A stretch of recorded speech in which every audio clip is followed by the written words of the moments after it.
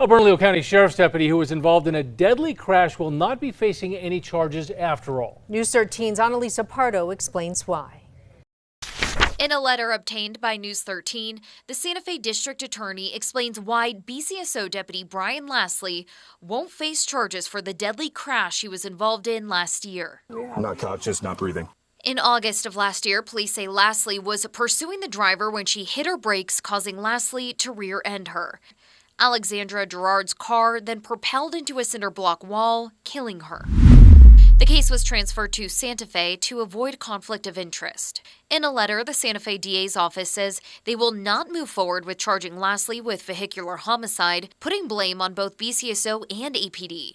They say Lastly should have never been on patrol in that car in the first place since it didn't have a dash camera, and that BCSO shouldn't have had any involvement in the investigation.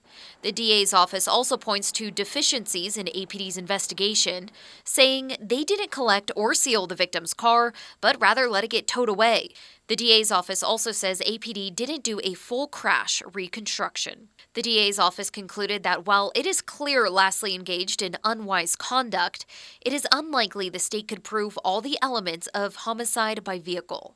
In a statement, APD spokesperson Gilbert Gallegos says in part, quote, APD investigators did complete as much of a crash reconstruction as possible with the information that was available.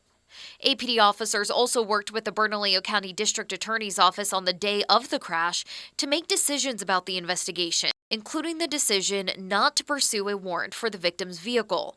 The conclusion of the Santa Fe DA's office contradicts the guidance from the Bernalillo County DA's office about the victim's vehicle.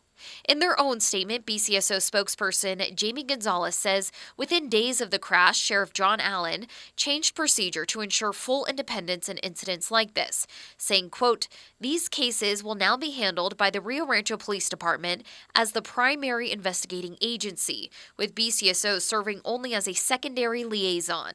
This change was made specifically to avoid the conflict of interest challenges that arose during APD's investigation in this case.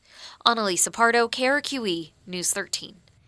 Lastly was placed on leave during APD's investigation, but has since returned to duty.